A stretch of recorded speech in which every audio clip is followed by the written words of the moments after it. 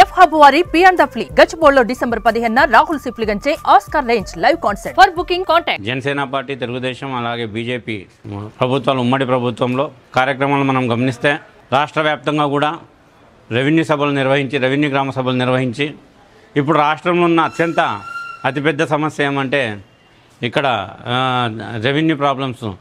ఈరోజు చూస్తున్నాం మనము, ఎవరి పేరు మీద ఏ డాక్యుమెంట్స్ తెలియని పరిస్థితి. రాష్ట్ర వ్యాప్తంగా కూడా గందరగోళమైన పరిస్థితుల్లో ఎవరి ఆస్తులు ఎవరికి చెందుతున్నాయన్న పరిస్థితుల్లో రెవెన్యూ గ్రామ సభలు నిర్వహించి వాళ్ళ సమస్యలన్నీ పరిష్కరించే దిశగా, ప్రజల వద్దకు పరిపాలన తీసుకెళ్లే దిశగా ఈరోజు ఉమ్మడి ప్రభుత్వం తీసుకెళ్తుంది. ప్రజలందరూ కూడా దాన్ని స్వాగతిస్తున్నారు. ఎందుకంటే రాష్ట్రంలో ఉన్న అతిపెద్ద సమస్యల్లో ఈ రెవెన్యూ సమస్యలే చాలా ఎక్కువగా ఉన్నాయి. అలాగే ఇప్పుడు చూస్తున్నాం మనం, పేరెంట్స్ అందరినీ కలిసి ప్రభుత్వ పాఠశాలలో పేరెంట్స్ మీట్లు చేస్తూ ఈరోజు ప్రత్యక్షంగా కూడా మా ముఖ్యమంత్రి గారు అలాగే ఉప ముఖ్యమంత్రి గారు అందరూ కూడా, ప్రతి మంత్రులు అలాగే ఎమ్మెల్యేలు కూడా ప్రత్యక్షంగా ఆ కార్యక్రమంలో పాల్గొంటూ, అలాగే విద్యార్థులతో డైరెక్ట్గా వాళ్ళు ఇన్వాల్వ్ అయ్యి మీకు ఏం కావాలో, సమస్యలు ఏమున్నాయని, అలాగే తల్లిదండ్రులకు కూడా ప్రభుత్వ పాఠశాల ఆవశ్యకతలను అలాగే వాళ్ళకు కావాల్సిన ఏదైతే ఇన్ఫ్రాస్ట్రక్చర్ కావాలన్నా అవన్నీ కూడా డైరెక్ట్గా ప్రజలతో తీసుకుంటూ, తల్లిదండ్రులతో తీసుకుంటూ పాఠశాలని అభివృద్ధి చేసే దిశగా, అలాగే ప్రభుత్వ పాఠశాలకి ప్రజలందరూ కూడా వాళ్ళ పిల్లల్ని చేర్చే దిశగా, అభివృద్ధి చేసే దిశగా ఈ ప్రభుత్వము ముందడుగు వేస్తుంది. కావున ఈ ప్రభుత్వము ముఖ్యంగా కూడా ఈ ఉమ్మడి ప్రభుత్వము ప్రజల వద్దకు పాలన తీసుకెళ్లే దిశగా, ఖచ్చితంగా ప్రజలకు చేరువయ్యే దిశగా ఈ కార్యక్రమాలు నిర్వహిస్తుంది. ప్రస్తుతం ఉన్న ప్రభుత్వాన్ని మనం గమనిస్తే 5 సంవత్సరాలు గడిచినటువంటి గత ప్రభుత్వంలో ఒక్కసారి కూడా జగన్మోహన్ రెడ్డి గారు ఒక్క పేరెంట్స్ మీటింగ్ కానీ, రెవెన్యూ సదస్సులు కానీ జరపకోకుండా ఏ రకమైనటువంటి అరాచక పాలన పరిపాలించారో మనం చూసాం. ఈ రోజుల్లో ఇప్పుడున్నటువంటి ప్రధాన సమస్య ఆంధ్రప్రదేశ్లో ఆస్తుల సమస్యలు ఉన్నాయి. దానికి సంబంధించి ఈ యొక్క ప్రభుత్వం వచ్చిన 6 నెలల్లోనే రెవెన్యూ సదస్సులు జరిపి ప్రజలకు ఎంతో ఉత్సాహాన్ని కలగజేస్తూ ఉంది. ఎప్పుడైతే మనం రెవెన్యూ సదస్సులు నేరుగా రాజకీయ నాయకులు, పరిపాలకులు ప్రజలతో జరుపుతారో అప్పుడే వాళ్ళకు న్యాయం జరుగుతుందని నమ్మకం, ఆ భరోసా ఈరోజు నాయకులు కల్పిస్తూ ఉన్నారు. అలాంటి సదస్సులు కేవలం మన యొక్క ఉమ్మడి ప్రభుత్వంలోనే సాధ్యమవుతుంది. అది చేస్తూ ఉన్నారు. అలాగే మొన్న పేరెంట్స్ మీటింగ్ జరిగింది. ఒక స్కూల్లో ఎలాంటి సమస్యలు ఉన్నాయి, పేరెంట్స్ ఎలాంటి ఇబ్బందులకు గురవుతున్నారు, స్టూడెంట్స్ ఎలాంటి పరిస్థితులకు ఎలాంటి ఇబ్బందులకు గురవుతున్నారో తెలియాలంటే వాళ్ళతో నేరుగా ఒక నాయకుడు, ఒక ఎమ్మెల్యే గారు అయితేనేమి, ఒక ఎంపీ గారు అయితేనేమి నేరుగా వాళ్ళకి కలిసినప్పుడే ఆ యొక్క సమస్యలు బయటకు వస్తాయి. అలాంటి విషయాలు తెలుసుకొని వాళ్ళు నేరుగా కలవడం జరిగింది. ప్రతి రాష్ట్ర వ్యాప్తంగా ప్రతి ఒక్క స్కూల్లోని సమస్యలు తెలుసుకొని వాటిని అభివృద్ధి చేసే విధానంలో ఈరోజు ముందుకు వెళ్తా ఉన్నారు. గౌరవనీయులు చంద్రబాబు నాయుడు గారు కానివ్వండి, ఉప ముఖ్యమంత్రి పవన్ కళ్యాణ్ గారు కానివ్వండి, విద్యార్థుల పేరెంట్స్తో కానీ, టీచర్స్తో కానీ కలిసి భోంచేసి గ్రామ స్థాయిలో విద్యార్థులు ఏ విధంగా చదువుకుంటున్నారు, లేదా వాళ్ళకున్న భోజన వసతులు కానీ ఎలా ఉంటుంది అనేది ఒక ఉప ముఖ్యమంత్రి స్థాయి వ్యక్తి వచ్చి విద్యార్థులు కూర్చొని భోంచేసే స్థాయికి ఈరోజు ప్రభుత్వం నడిపిస్తున్నదంటే అది ఉమ్మడి ఎన్డీఏ ప్రభుత్వంలోనే జరిగింది. లాస్ట్ గవర్నమెంట్లో అసలు ఎక్కడ కానీ విజిటింగ్ అనేది జరగలేదు. ఇప్పుడున్న ప్రభుత్వము చాలా బలంగా పనిచేస్తుందండి. రానున్న రోజుల్లో కూడా గ్రామీణ సదస్సులు నిర్వహించి గ్రామ స్థాయిలో ఏ అవసరాలు ఉన్నాయి, ఇన్ఫ్రాస్ట్రక్చర్ ఏ విధంగా మొదలవుతుంది అనే దానికి బలంగా కూటమి ప్రభుత్వం పనిచేసుకుంటూ ముందుకెళ్తుంది. ఇలా పనిచేస్తున్న దానికి మన ముఖ్యమంత్రి గారికి, ఉప ముఖ్యమంత్రి గారికి ప్రత్యేక ధన్యవాదాలు తెలియజేస్తాం. ఆంధ్రప్రదేశ్ రాష్ట్ర ఉప ముఖ్యమంత్రి శ్రీ పవన్ కళ్యాణ్ గారు ఇచ్చినటువంటి పిలుపు, అలాగే ఎన్డీఏ కూటమి ఇచ్చినటువంటి పిలుపులో భాగంగా గత 4 రోజుల కిందట టీచర్స్ అండ్ పేరెంట్ మీటింగ్ ప్రతి ప్రభుత్వ పాఠశాలలో నిర్వహించడం జరిగింది. అందులో ప్రత్యక్షంగా పిలుపునివ్వడం కాకుండా శ్రీ పవన్ కళ్యాణ్ గారే కడప జిల్లాలో ఒక ప్రభుత్వ పాఠశాలకు వెళ్ళి అక్కడ ఉన్నటువంటి విద్యార్థులతో మమేకమయ్యి మధ్యాహ్నం భోజనం కూడా చేయడం జరిగింది. అందరికీ తెలిసిన విషయమే. ఇందులో ఉన్నటువంటి ముఖ్య కారణం, ప్రభుత్వంలో అంటే కనీసం 120 మంది ఉన్నటువంటి ప్రభుత్వ పాఠశాలలో వారి యొక్క అవసరాలు ఏంటి, వారి యొక్క సదుపాయాలు మనం ఎలా చేకూర్చాలనే ఉద్దేశంతో ప్రత్యక్షంగా ఆయన వెళ్ళడం జరిగింది. అదేవిధంగా ఆంధ్రప్రదేశ్ రాష్ట్ర వ్యాప్తంగా కూడా అటు లోకేష్ గారు కానీ, అటు చంద్రబాబు నాయుడు గారు కానివ్వండి అందరూ వెళ్ళడం జరిగింది.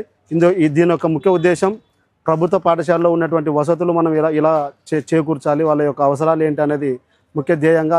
అలాగే గతంలో ఏం జరిగింది, ఇప్పుడు ఏం జరుగుతుంది, మనం వచ్చాక ఏం చేయాలనే ఒక ఉద్దేశంతో శ్రీ పవన్ కళ్యాణ్ గారు చేపట్టినటువంటి అంశం ఏదైతే ఉందో అదందరూ కూడా హర్షదగినటువంటి విషయంగా భావిస్తున్నారు. ఇందులో ముఖ్య కారణం ఆంధ్రప్రదేశ్ రాష్ట్రంలో ఉన్నటువంటి ప్రభుత్వ పాఠశాలల్ని దాని యొక్క పూర్వ వైభోగాన్ని తీసుకొచ్చే ఉద్దేశంతోనే ఈరోజు ఎన్డీఏ కూటమి ప్రభుత్వం చేపట్టినటువంటి యొక్క కార్యక్రమాన్ని చాలా సంతోషంగా భావిస్తూ ఉన్నారు. మరి పోయినటువంటి ప్రభుత్వము ఏ విధంగా అయితే కొన్ని కార్యక్రమాలు తలపెట్టిందో అదేవిధంగా కొత్తగా ఏర్పడిన ఆంధ్రప్రదేశ్ రాష్ట్రంలో తెలుగుదేశం ప్రభుత్వం ఏర్పడి సుమారుగా 7 నెలలుగా వస్తుంది. ఈ ప్రభుత్వము అనేకమైనటువంటి వినూత్నమైన కార్యక్రమాలు తలపెడుతున్నటువంటి విషయంలో భాగంగా విన్నటువంటి అనేక కార్యక్రమాలు ఇప్పుడు చేస్తున్నటువంటి కార్యక్రమాల్లో పాఠశాలల్లో జరుగుతున్న పేరెంట్స్ కమిటీ మీటింగ్లు జరగడము, రాష్ట్ర వ్యాప్తంగా పేరెంట్స్ అదేవిధంగా ప్రజలు కూడా హర్షం వ్యక్తం చేస్తున్నారు. ఈ విషయంలో పేరెంట్స్ కూడా స్కూల్లో కలిసి మరి అదేవిధంగా రాష్ట్ర మంత్రులు కావచ్చు, ముఖ్యమంత్రి గారు గౌరవనీయ పెద్దలు నారా చంద్రబాబు నాయుడు గారు, అదేవిధంగా మరి డిప్యూటీ సీఎం గారు పవన్ కళ్యాణ్ గారు, మరి మంత్రులు నారా లోకేష్ గారు పిల్లలతో పాటు కూర్చొని నిజంగా వారి యొక్క స్థానము వారి స్థాయి మరిచి వారు తినడము, వారు భోంచేయడము, వాళ్ళతో పాటు కలిసి అన్ని విషయాలు పంచుకోవడము నిజంగా నాయకుని లక్షణముగా వాళ్ళు బయటపెట్టినారు. ఇదే విధంగా నాయకత్వాన్ని కూడా ముందుకు తీసుకుపోవడానికి ఇంకా రాష్ట్రంలో వినూత్నమైన కార్యక్రమాలు చేపట్టవలసినటువంటి విషయంలో భాగంగా వాళ్ళు చేస్తున్నటువంటి కార్యక్రమం చాలా బాగుంది. రెవెన్యూ సదస్సులు కూడా ఆయా కార్యక్రమాల్లో మరి జరుగుతున్నటువంటి భూ తగాదాలకు సంబంధించి భూ రికార్డులో చేసినటువంటి మార్పు చేర్పులు గత ప్రభుత్వం చేసినటువంటి విషయంలో కూడా వాళ్ళు తిరిగి మళ్ళా దాని తిరణాలోకం చేస్తూ వారు చేస్తున్నటువంటి విషయం గొప్పగా మేము కూడా చూస్తూ ఉన్నాము.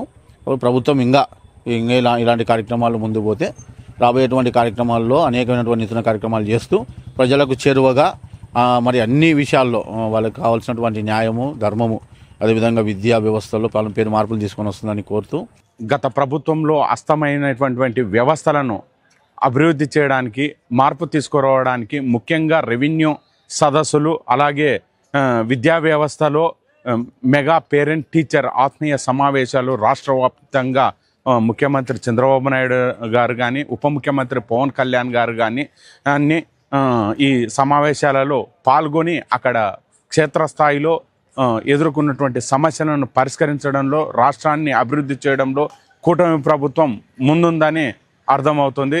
ముఖ్యంగా రెవెన్యూ సదస్సులు రాష్ట్ర వ్యాప్తంగా 60% పైగా రెవెన్యూ వ్యవస్థలోనే ఎక్కువగా సమస్యలు తలెత్తుతున్నాయి. ఈ సమస్యలను పరిష్కరించడం కోసం రైతులు క్షేత్రస్థాయిలో గ్రామ స్థాయిలో ఆఫీసుల చుట్టూ అధికారుల చుట్టూ చెప్పులు అరిగేలా తిరగకుండా రెవెన్యూ వ్యవస్థనే క్షేత్రస్థాయిలో రైతుల వద్దకు పాలన అందించే విధంగా రైతుల వద్దకే అధికారులను పంపించి సమస్యలు పరిష్కారం అయ్యే విధంగా రెవెన్యూ సదస్సులు నిర్వహించడం ఒక మార్పుగా అభివృద్ధిలో భాగంగా కూటమి ప్రభుత్వాన్ని మనం కొనియాడవచ్చు.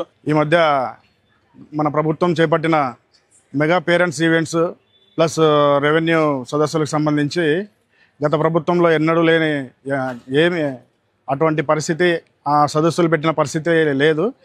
ఈ ప్రభుత్వంలో కూటమి ప్రభుత్వంలో భారతదేశంలోనే first time mega parents events అనేది ఆంధ్రప్రదేశ్లోనే అంటే ఐటీ మినిస్టర్ నారా లోకేష్ గారి ఆధ్వర్యంలోనూ దాన్ని ప్లాన్ చేసి ముందరికి అమలు చేయడానికి ముందుకు వచ్చింది. అందులో భాగంగా డైరెక్ట్గా పిల్లల తల్లిదండ్రులు టీచర్స్ వాళ్ళ యొక్క అభివృద్ధి స్కూల్కి సంబంధించిన ఏ వసతులు లేవు ఏంటి ఉన్నాయి, అక్కడ భోజనాలు ఎట్లా ఉన్నాయి, మధ్యాహ్నం పూట పిల్లలు ఏ రకమైన ఇబ్బందులు పడుతున్నారు, ఇటువంటి అన్నీ మనకు అవగాహన వచ్చే పరిస్థితి ఉంటుంది. కాబట్టి ఇట్లాంటి సదస్సులు గత ప్రభుత్వంలో పెట్టలేదు.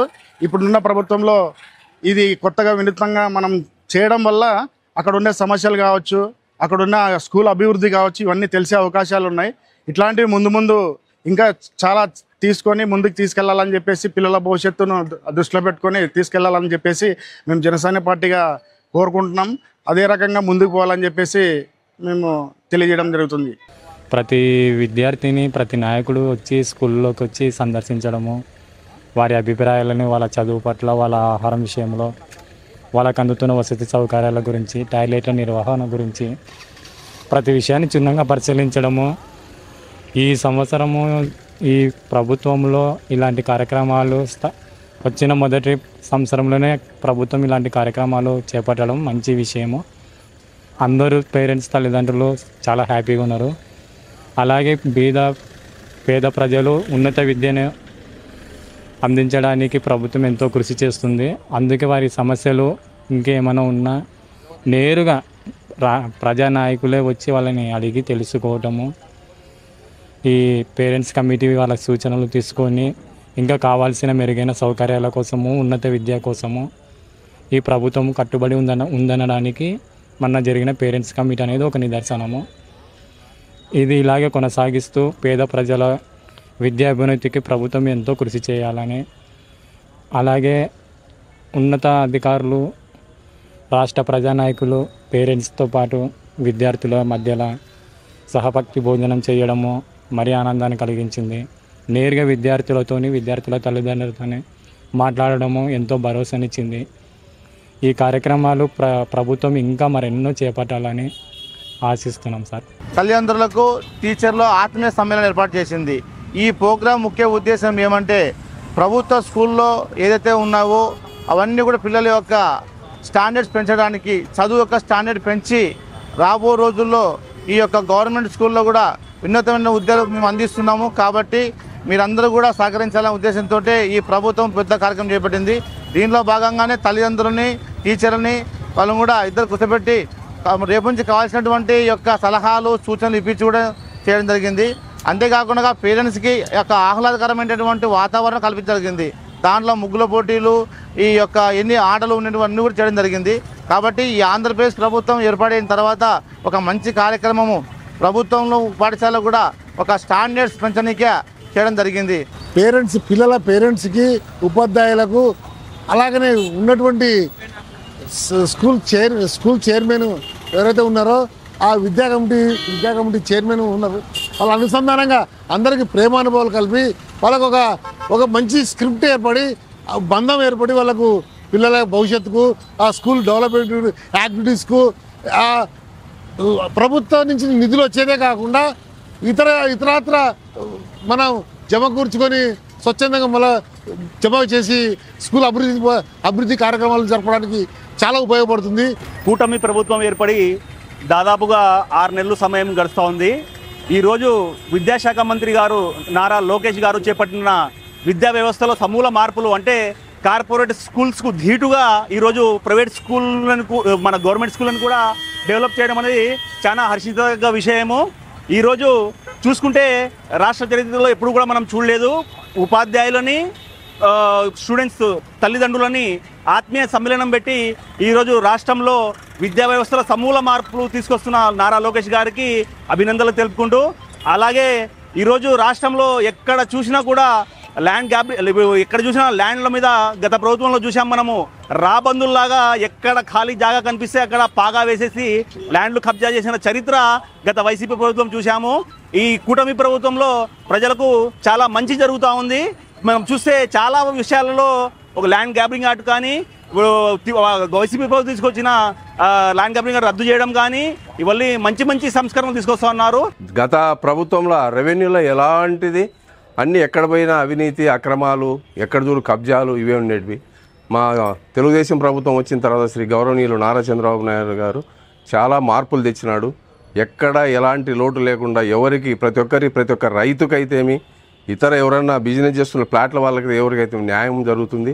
ప్రతి ఒక్కటి రైతు సదస్సుల్లో అందరికీ న్యాయం చేస్తానని శ్రీ గౌరవనీయులు చంద్రబాబు నాయుడు గారు హామీ ఇవ్వడం జరిగింది. తర్వాత ఈ యొక్క స్కూళ్ళ గురించి కూడా మన అందరితో మన ఈ పిల్లల గురించి అందరితో సమావేశమైనాడు.